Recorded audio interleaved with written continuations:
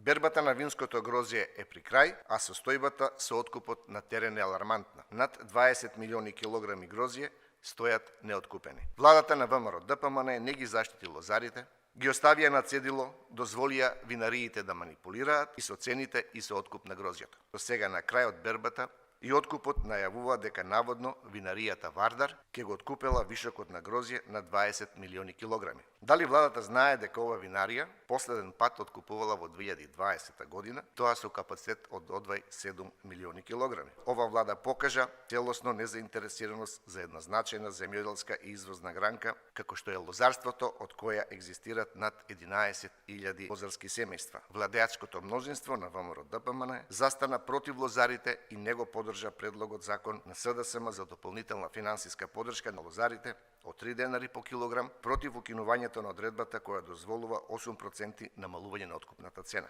СДСМ ќе продолжи да се бори за нивните права, за фер услови и подршка за секој лозар.